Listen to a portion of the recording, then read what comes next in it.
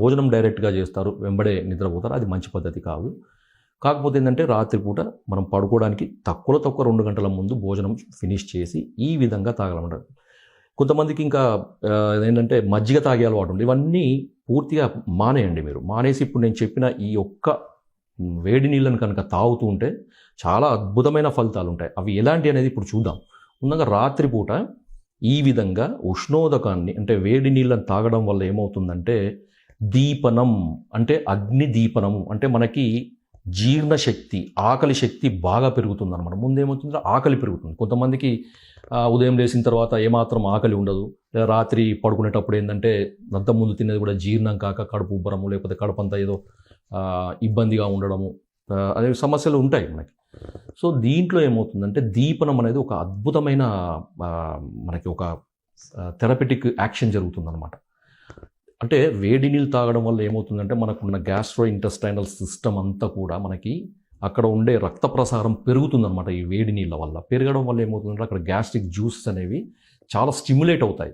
Stimulate కావడం వల్ల ఏమవుతుందంటే నెక్స్ట్ డే మనం మార్నింగ్ ఉదయం లేచేసరికి మంచి ఆకలి ఉంటుందన్నమాట. ఆ మంచి ఆకలి వల్ల ఏమవుతుందంటే మనం తినే ఆహారం కూడా జీర్ణం సరిగా అవుతుంది. జీర్ణం సరిగా అయినప్పుడు ఏంటంటే ఈ అసిడిటీ కానీ అంటే కడుపులో మంట, తర్వాత కడుపు ఉబ్బరము, కడుపు బరువుగా ఉండడము, తర్వాత కాళ్ళు లాగడము, నడుము నొప్పి, తర్వాత చిరాగ్గా ఉండడము, కోపంగా ఉండడము, తర్వాత పాల్పిటేషన్ ఉండడము, ఇలాంటి లక్షణాలు ఉంటాయి. ఎందుకంటే మనకి పొట్టలో మనకి గ్యాస్ ఉన్నప్పుడు ఆ మలినాలన్నీ పేరుకొని పోయినప్పుడు ఏమవుతుందంటే ఇవన్నీ సమస్యలు ఉంటాయి.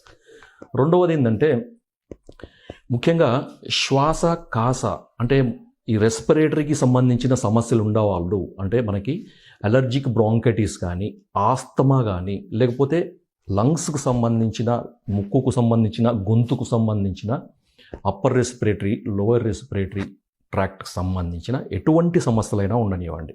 కొంతమందికి పొద్దున లేవగానే తుమ్ములు, ఈ మాటికి తుమ్ములు రావడము, తర్వాత ముక్కు కారడం, ఇది అలర్జిక్ రైనైటిస్ సంబంధించిన లక్షణాలు అన్నమాట. సో ఇలాంటి సమస్యలు ఉన్న వాళ్ళకి కూడా ఇది ఎటువంటి ఖర్చు లేకుండా, ఏ మందు అవసరం లేకుండా తగ్గిస్తుంది. తర్వాత ఆస్తమా ఉన్న వాళ్ళకి కూడా ఇది అంటే ఎక్కువ ఉపయోగపడుతుంది. కొంతమందికి ఇన్హేలర్స్ తీసుకునే అలవాటు ఉంటుంది కదా, ఆ ఇన్హేలర్స్ యొక్క మోతాదును కూడా ఈ జస్ట్ సింపుల్ ఒక చిన్న ఈ కిటుకుతోనే మనము తగ్గించుకోవచ్చు. తర్వాత జ్వరం, తర్వాత ఏంటంటే ముఖ్యంగా జ్వరం వచ్చిన వాళ్ళు ఏం చేయాలంటే రాత్రిపూట ఖచ్చితంగా ఈ వేడి నీళ్ళు తాగాలన్నమాట. తొందరగా మనకి ఈ జ్వరం అనేది తగ్గిపోతుంది. ఏమవుతుందంటే మనకి కడుపులో పేరుకున్న మలినాలన్నీ కూడా అంటే పొట్టలో అంటే ముఖ్యంగా పేగులలో పేరుకొని పోయిన మలినాలన్నీ కూడా ఫ్లష్ అవుట్ అవుతాయి అనమాట. అంటే ఊడ్చి పడేసినట్టు, దాన్ని దులిపి పడేసినట్టు పూర్తిగా క్లీన్ అయిపోతుంది అనమాట. సో దానివల్ల ఏమవుతుందంటే పొద్దున లేవంగానే హుషారుగా ఉండడము, తర్వాత ఇవన్నీ జరుగుతాయి అనమాట.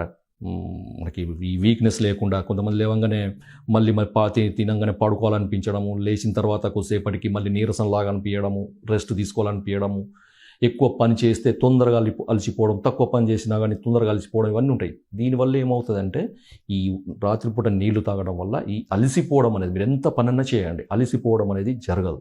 చాలా అద్భుతమైన ప్రక్రియ ఇది.